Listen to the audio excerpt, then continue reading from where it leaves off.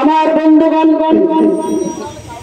আল্লাহ রাব্বুল আলামিন এই পৃথিবীর বিধ্বস্ত মানবতার মুক্তির জন্য আমার আপনার নবী জনাব মুহাম্মদুর রাসূলুল্লাহ সাল্লাল্লাহু আলাইহি সাল্লামকে এই পৃথিবীতে পাঠালেন, আর তাকে একখানা গাইড দিয়ে দিলেন। সেই গাইডের নাম হচ্ছে আল কোরআনে কারীম। গাইডের নাম কি? আল কোরআন। আর আল্লাহ তাআলা কোরআনে কারীমের মধ্যে বিশ্বনবী সাল্লাল্লাহু আলাইহি সাল্লামকে লক্ষ্য করে বলছেন, আলিফ লাম রা কিতাবুন আনজালনাহু ইলাইকা লিতুখরিজান নাস মিনাজ যুলুমাতি ইলান নূর। জোরে বলুন আল্লাহু আকবার। আল্লাহ তাআলা বলছেন, হে রাসূল, আমি আপনার উপরে এমন একটা কিতাব অবতীর্ণ করেছি, এমন একটা গ্রন্থ অবতীর্ণ করেছি যা বিধ্বস্ত মানবতার মুক্তির জন্য নাজিল করেছি। এই পৃথিবী হচ্ছে অন্ধকার। এই পৃথিবী কি? জোরে বলুন। অন্ধকার। আমরা আছি অন্ধকারের ভরা। আজকে সমগ্র বিশ্বের সমগ্র মানুষেরা রয়েছে অন্ধকারের মধ্যে। অন্ধকার থেকে আলোর মধ্যে বের করতে পারে একমাত্র একটা জিনিস, তার নাম হচ্ছে কোরআন। তার নাম কি? কোরআন। এই কোরআন হচ্ছে এমন গ্রন্থ, দি only one true religion book is কোরআন, যে কোরআন নাজিল করেছেন আল্লাহ তাআলা। কোরআন নাজিল করেছেন কে? আল্লাহ তাআলা। তো আল্লাহ তাআলা বলছেন যে আমি আমার রাসূল জনাব মুহাম্মদুর রাসূলুল্লাহ সাল্লাল্লাহু আলাইহি সাল্লামের প্রতি এই কোরআনে কারীম অবতীর্ণ করে দিলাম। আর এই পৃথিবীর বিধ্বস্ত মানবতা যাতে মুক্তি পায়, যাতে কোরআনের আলোয় আলোকিত হয়, এই জন্য আমি কোরআন দান করলাম। কোরআন দ্বারা তারা জানো তাদের জীবন, পারিবারিক জীবন, সামাজিক জীবন, রাষ্ট্রীয় জীবন তথা আন্তর্জাতিক জীবন যেন চালাইতে পারে। এই জন্য আমি আল্লাহ রাব্বুল আলামিন আমার বান্দা জনাব মুহাম্মদুর রাসূলুল্লাহ সাল্লাল্লাহু আলাইহি সাল্লামের প্রতি কোরআন অবতীর্ণ করলাম। জোরে বলে আল্লাহু আকবার। এই পৃথিবীর মানুষের তৈরি করা যত মতবাদ রয়েছে, সেকুলারিজম বলেন, ন্যাশনালিজম বলেন, ক্যাপিটালিজম বলেন, আর যত ইজম আছে সমস্ত ইজম উপেক্ষা করে একমাত্র বিশ্বনবী সাল্লাল্লাহু আলাইহি সাল্লামের প্রতি আল্লাহ রাব্বুল আলামিন যে কোরআনে কারীম অবতীর্ণ করেছেন, সেই কোরআনকে মানতে হবে। কি মানতে হবে?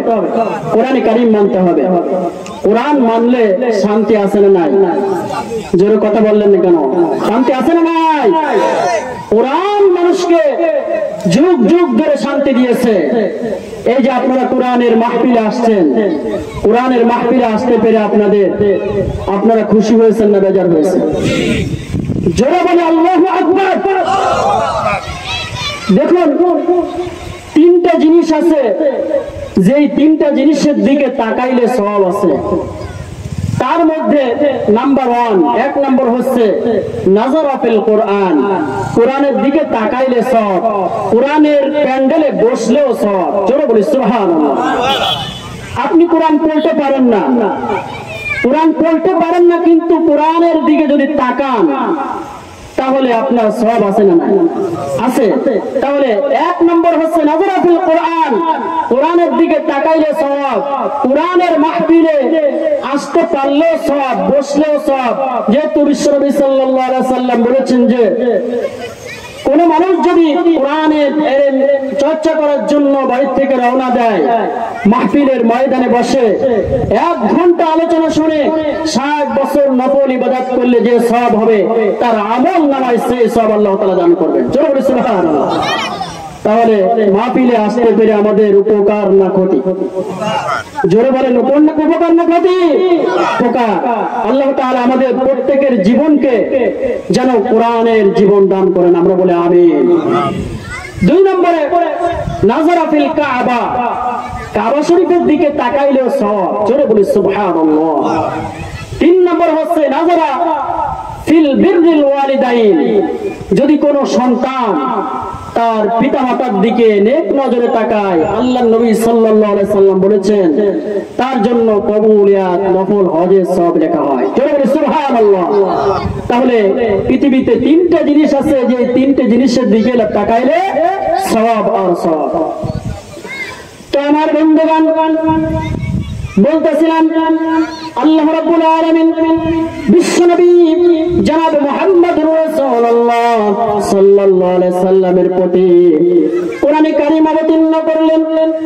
আর বিশ্বনবী সাল্লাল্লাহু আলাইহি সাল্লাম যখন তিনি নবুয়ত পেয়ে গেলেন, 40 বছর বয়সের সময় আল্লাহর নবী সাল্লাল্লাহু আলাইহি সাল্লাম যখন নবুয়তের দায়িত্ব পেয়ে গেলেন, নবুয়তের দায়িত্ব পাওয়ার পরে আল্লাহ রাব্বুল আলামিন বিশ্বনবীকে জানিয়ে দিলেন, হে রাসূল, আপনাকে এখন তাবলীগের কাজ করতে হবে।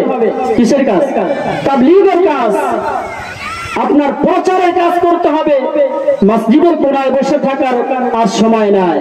মসজিদের কোণায় বসে ইল্লাল্লাহ ইল্লাল্লাহ জিকির করবেন, এর সময় আপনার আর নাই।